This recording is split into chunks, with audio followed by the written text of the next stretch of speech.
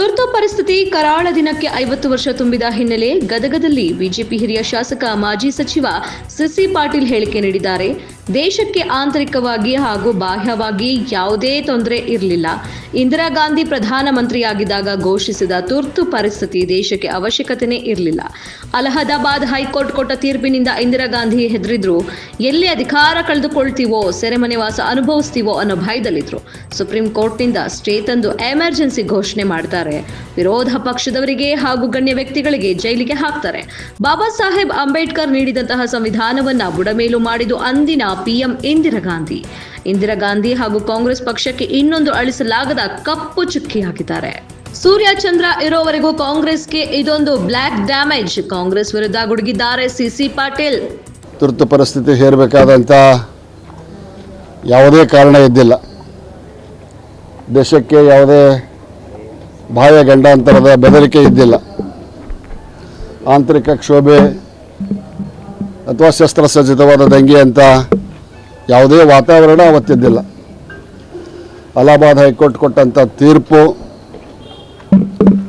ಅವರು ಚುನಾವಣೆಯಲ್ಲಿ ಹಣ, ವಾಹನ ಮತ್ತು ಅಧಿಕಾರದ ದುರ್ಬಳಕೆಯನ್ನು ಮಾಡಿಕೊಂಡು ಗೆದ್ದಿದ್ದಾರೆ.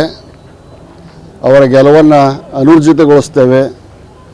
ಮುಂದಿನ 6 ವರ್ಷಗಳ ಕಾಲ ಅವರು ಯಾವುದೇ ಸಂವಿಧಾನಾತ್ಮಕ ಹುದ್ದೆಗಳಲ್ಲಿ ಇರಬಾರ್ದು ಅನ್ನುವಂಥ ಒಂದು ಐತಿಹಾಸಿಕ ತೀರ್ಪನ್ನು ಅಲಹಾಬಾದ್ ಹೈಕೋರ್ಟ್ ಕೊಡ್ತು.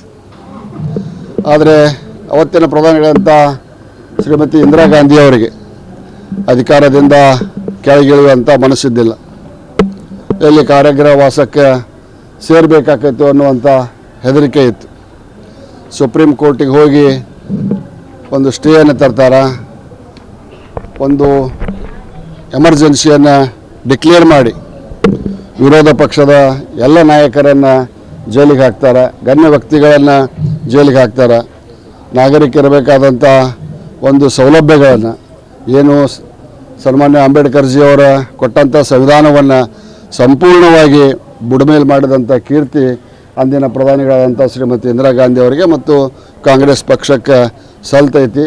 ಆ ಮಸಿ ಸೂರ್ಯಚಂದ್ರ ಇರುವ ಮಟ್ಟ ಕಾಂಗ್ರೆಸ್ ಪಕ್ಷಕ್ಕೆ ಅಳಸಾಕಾಗೋದಿಲ್ಲ, ಅವರು ಹೆತ್ತಿದ ಮಸಿ ಅನ್ನುವಂಥ ಮಾತನ್ನು ಹೇಳ್ತಾ